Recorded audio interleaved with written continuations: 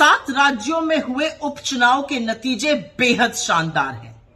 India गठबंधन 13 में से 10 सीटें जीता है, एक पर एक इंडिपेंडेंट की विजय हुई है। भारतीय जनता पार्टी वाले 13 सीट लड़े थे, 11 सीट पर हारे हैं, मात्र 2 जीते हैं। यह देश सिरे से बीजेपी को नकार रहा है।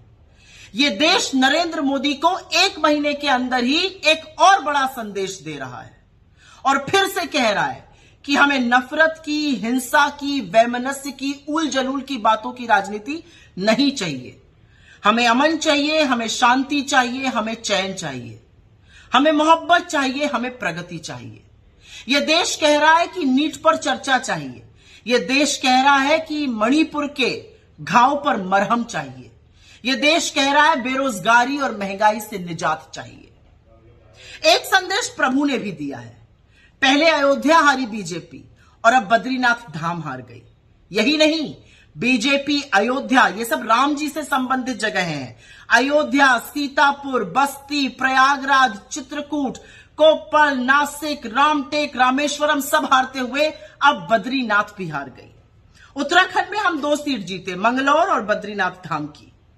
कहने वाले बीजेपी के कह रहे हैं मंगलौर में मुस्लिम ज्यादा है, बद्रीनाथ में तो 98% हिंदू है।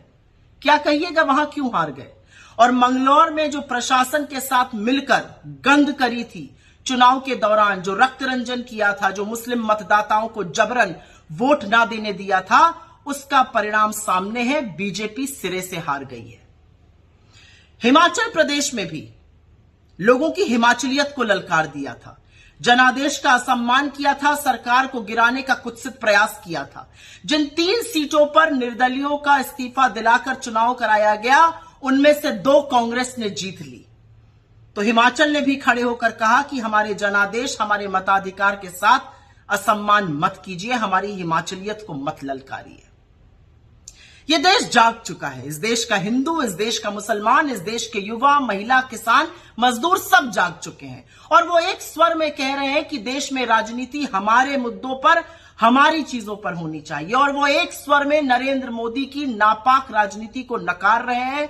वो इंडिया गठबंधन के साथ खड़े हैं, मोहब्बत वाले लीडर के साथ खड़े हैं, मुद्दों को उठाने वाले लीडर के साथ खड़े हैं।